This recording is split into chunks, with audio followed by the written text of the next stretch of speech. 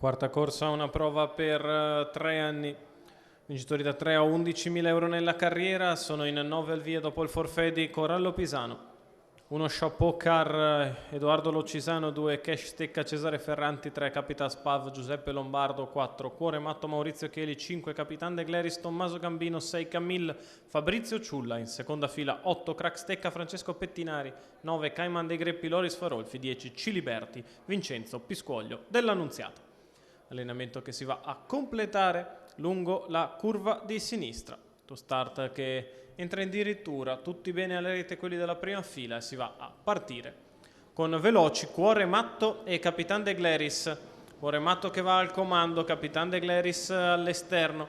Lungo la corda è partito bene Chapeau Car, che secondo lungo i birilli. Capitan De Gleris che cerca un posto numero alla corda 8, in seconda Crack posizione. Stecca squalificato. Per il momento c'è Chapeau Car lì che glielo impedisce. Sembra però poi riuscire a parcheggiare Capitan De Gleris. Numero 9 Cayman dei Greppi la posizione. Squalificato. E allora Cuore Matto rimane davanti, Capitan De Gleris rimane esterno. E lungo la corda Chapeau Car 28,4 i primi 400 metri di corsa. Gli altri sono ben più distanti, con Capital Spav in quarta posizione, terzo lungo i birilli, avanti a Cash Stecca, poi Camille che si avventura all'esterno quando i primi 600 sono passati in 43,6.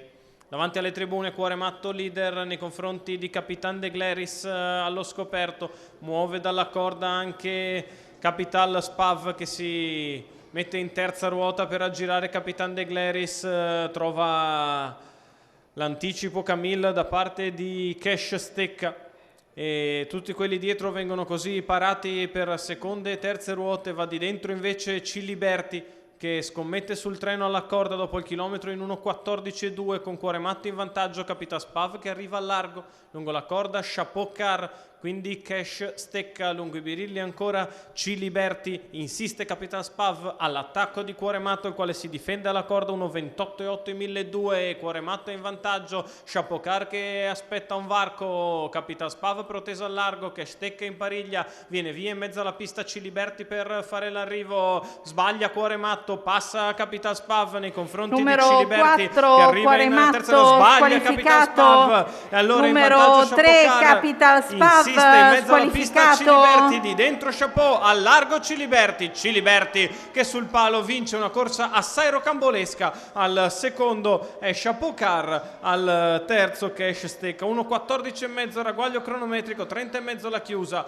per il successo di Vincenzo Piscuoglio dell'Annunziata. Per il training di Holger Ehlert, i colori della scuderia Ippofil. Il successo di Ciliberti, figlio di Oro Puro Barra, che in mezzo alla pista gli ultimi 300 metri sull'errore di Capital Spav ha trovato il momento giusto per venire a sprintare, per venire a battere Chapeau Car che fa il secondo, che Stecca è terzo.